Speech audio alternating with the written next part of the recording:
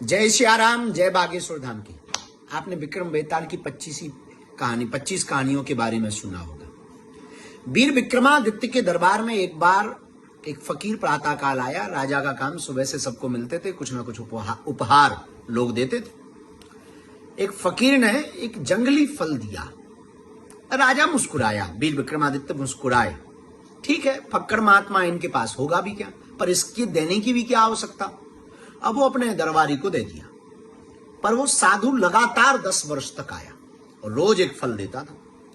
वीर विक्रमादित्य बहुत व्यस्त रहते थे, तो वो फल रोज अपने दरबारी सिपाही मंत्री को दे देते थे। 10वें वर्ष में एक घटना घटती है कि वो जो फल दिया, एक दिन 10वें वर्ष में उस महात्मा ने रोज का काम, तो बगल में पालतू बैठे हुए बंदर को वो फल राजा ने खिलाने को दे दिया। और जैसे ही उसने वो फल खाया तो चौंक गया कि बंदर ने अपने मुंह से इतना बड़ा हीरा उगल करके फेंका उस फल के बीच से कि आज तक राजा के खजाने में भी नहीं था। राजा चौंक गया और फकीर से बात करने योग्य था, तो दरबारी से पूछा कि बाकी जो 10 वर्षों तक फल आए वो कहां है। तो उसने कहा कि राजकोष में हमने एक खंडर में डाल दिए। और जब देखा तो दुर्गंध आ रही थी, पर हीरे चमक रहे थे।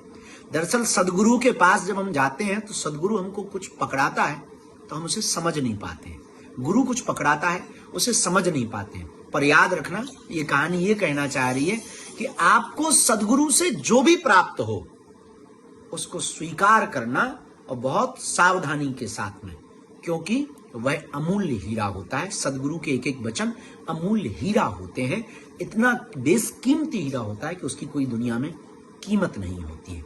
इसलिए बेहौसी में नहीं, हौस में जिंदगी को जीना है, और सदगुरु के सामने तो हौस में ही जाया कर।